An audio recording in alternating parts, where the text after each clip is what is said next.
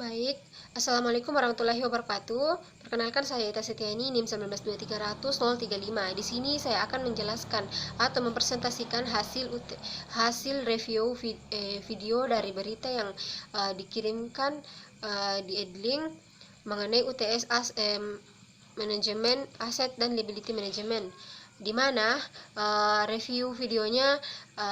yang pertama itu pendahuluan, yaitu pada posisi sektor perbankan. Nah, posisi sektor perbankan di Indonesia di tengah kondisi pandemi tahun 2019 sampai tahun 2020 kemarin ini dikatakan dalam video tersebut dapat saya review bahwa kondisi ekonomi Indonesia pada tahun tersebut mengalami penurunan di setiap kuartalnya, atau kondisi ekonomi pada saat itu mengalami penurunan ya, baik dalam 6 bulan terakhir tahun 2020 ya, di mana terkontraksi angka sebesar 3,49% dan dibanding dengan periode yang sama pada tahun 2019 lalu, di mana berada di angka 5,02%, tetapi kondisinya lebih baik dibanding dengan 2 kuartal dengan anjloknya dari angka minus 5,32%. Tetapi dibandingkan dengan kondisi yang sekarang ini, kondisi perbankan sudah ada tanda-tanda mengalami pemulihan atau peningkatan, walaupun dilihat dari komponen PDB-nya yang memang sebetulnya konsumsi pemerintah yang terbilang positif, sementara konsumsi rumah tangga, investasi, ekspor dan impor yang masih terbilang dalam kondisi negatif. Baik, selanjutnya pada bagian latar belakang, di mana di sini menjelaskan mengenai laporan keuangan itu penting untuk para investor, karena di mana laporan keuangan sendiri itu berisi informasi mengenai gambaran perkembangan dan bagaimana pengelolaan dana dalam suatu bank, di mana laporan keuangan juga dijadikan sebagai sumber analisa bagi investor, karena laporan keuangan memberikan gambaran di mana terkait laba bersih dari suatu bank, gambaran mengenai bagaimana kinerja suatu bank, baik itu dalam hal investasi maupun dalam sistemnya dalam mengelola dananya. Sehingga dengan laporan keuangan, para investor dapat memberikan keyakinan kuat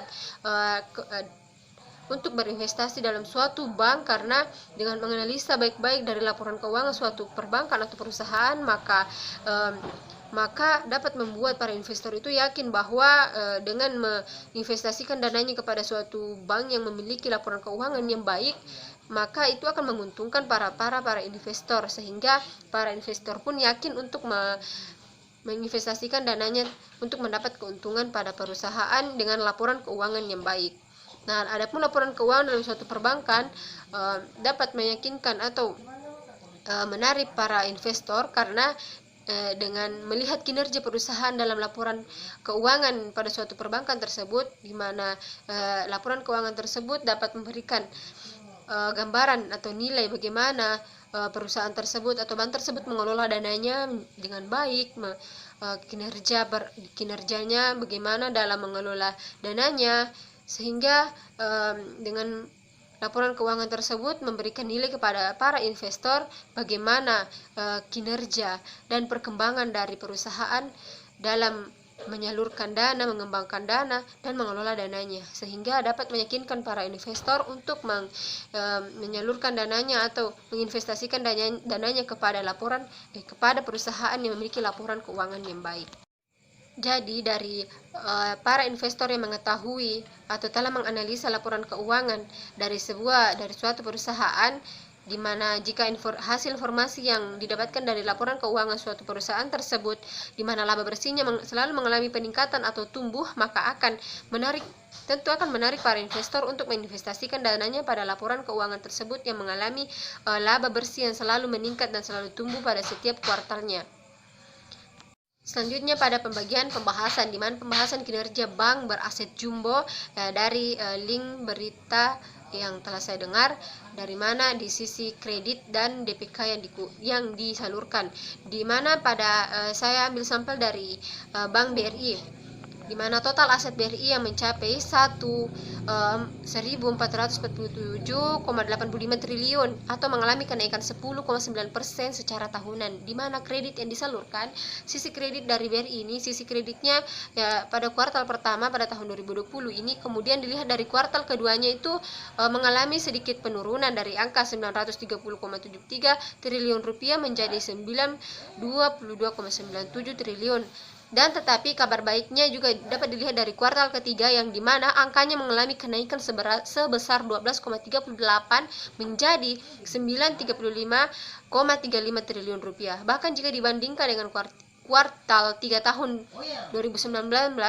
dilihat ternyata angkanya juga mengalami kenaikan yang pada saat itu sebelum pandemi COVID-19, di mana naiknya sebesar 5% secara ironir atau secara tahunan. Selanjutnya itu pada bagian dana pihak ketiga yang disalurkan pada Bank BRI, di mana dana pihak ketiga dari BRI ini selalu mengalami kenaikan dan pertumbuhan, di mana pada kuartal pertama 2020 mengalami kenaikan dengan angka kuartal pertama pada tahun 2020 ini sebesar 1.028,99 triliun rupiah menjadi 1.072,57 triliun pada kuartal kedua.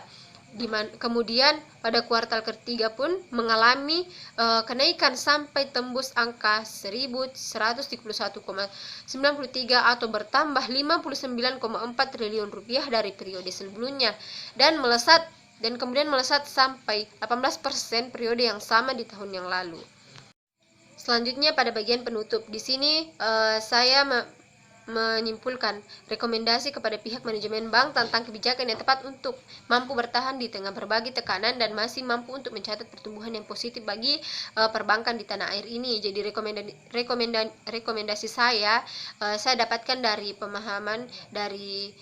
video webinar yang saya tonton dan dengarkan, menjelaskan mengenai solusi agar perbankan dapat bertahan di masa pandemi COVID-19 ini, yang disampaikan oleh Bapak Jahja Setiat Madja, merupakan Direktur Utama dari PT Bank Sentral Asia atau TBK atau BCA. Penyampaian yang saya tangkap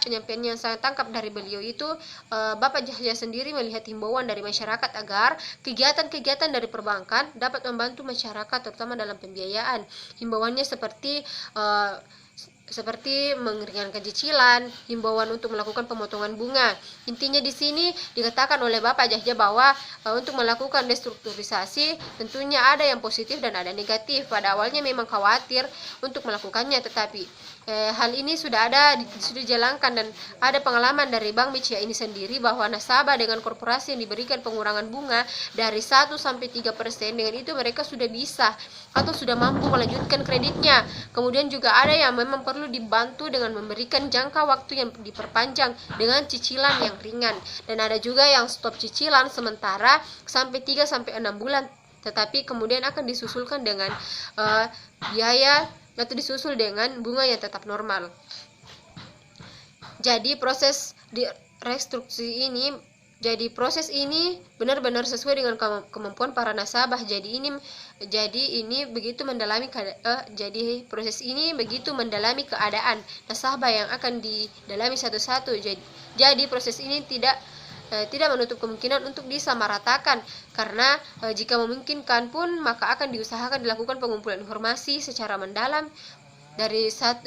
persatu-satu kepada nasabah agar lebih efektif dan efisien dalam proses ini. Adapun yang saya tangkap dari penyampaian Bapak Direktur Utama dari Bank BCA ini, yaitu pendapatnya mengenai penyaluran dana kepada nasabah yang sangat membutuhkan, itu sangat saya dukung, karena di mana nasabah yang sangat membutuhkan benar-benar baik, dilihat benar-benar baik dan bisa untuk dibantu, maka saya juga membenarkan akan hal ini. Disinilah posisi perbankan untuk memperlihatkan komitmennya untuk menyalurkan kreditnya sebagai lembaga yang dapat membantu masyarakat dalam hal pembiayaan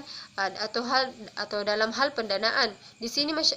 perbankan harus memberikan kredit kepada masyarakat yang benar-benar membutuhkan, karena